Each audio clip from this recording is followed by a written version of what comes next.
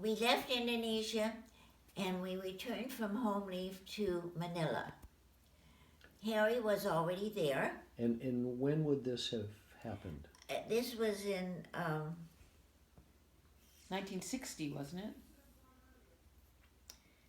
yes, I think it was late 1959 or early 1960.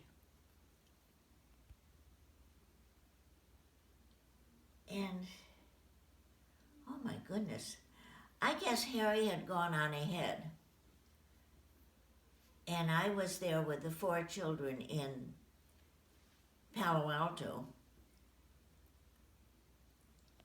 and was waiting for transport to the Philippines. And where were you living in Palo Alto? Well, we lived on Mimi, that's Harry's mother, had rented the house across the street. And apparently they got it on a month-to-month basis. But we were living in this beautiful home right across the street from my mother, 2 doors down from Harry's mother. And we had plenty of room for ourselves and the 4 children. And it was one of the periods when Edie was able to go to school for a few months. Her schooling up until then had been very, very touch and go. And the other children hadn't really needed school yet, so it wasn't a crisis for them. Edie had started first grade there, and then we had gone to Manila, where she was able to go into the American school.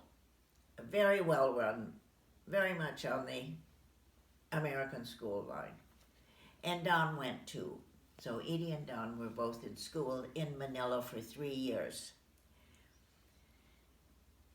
When I reached Manila by ship, and I had traveled on the Cleveland, the SS Cleveland, and because there was no cabins available for me and the children, they gave me a suite.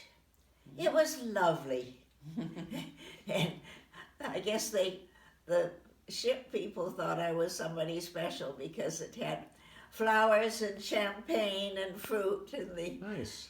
cabin when I arrived. And just adjacent to it was another smaller cabin, and that was for a couple of the children. We worked it out very easily, I assure you. The house that Harry found for us in Manila was in an area outside of Manila called Rizal, Makati Rizal, in a gated community. Before gated communities were all the rage. And all the houses in it were occupied by wealthy expatriates or wealthy Filipinos.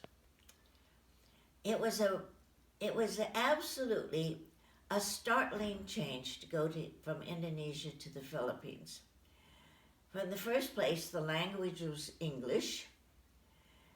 The people were all wonderful and friendly, and they loved to entertain the Filipinos. They were just wonderfully friendly people. Some of them were, almost all of the wealthy families claimed Spanish descent. That gave them a cachet. And certainly they were high-spirited, fun-loving people. All of the problems of the country were sort of sub rosa, and there were lots of problems. It was the time when the wife of the president, what was her name? Imelda Marcos? Imelda Marcos had 700 pairs of shoes. Famous for owning 700 pairs of shoes. You know, at the end, I believe she had 3,000. Okay, that's a much more impressive number. Let's call it 3,000. Well, we started out life having instant membership to the Selangor Golf and Country Club. no, to the Manila Golf and Country Club and to the Manila Polo Club. And the Polo Club was wonderful. I've got such good pictures of your children at the Polo Club. We'll have to find them, show them at the end. And that's what we can do, Rob. I can go on talking. At the very end, I'll bring out some more pictures for you to photograph. Great. At the Polo Club, we could watch polo matches, not surprisingly, a very elegant sport. And we could go swimming in their beautiful pool, which we used a great deal of the time. And Edie and Don took riding lessons. I don't think Kathleen took riding lessons until we got to Malaysia.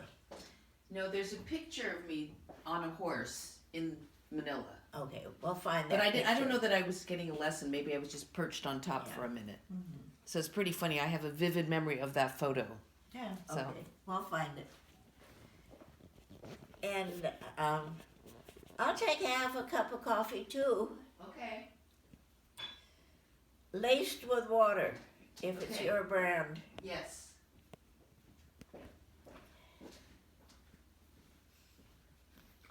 It was I'm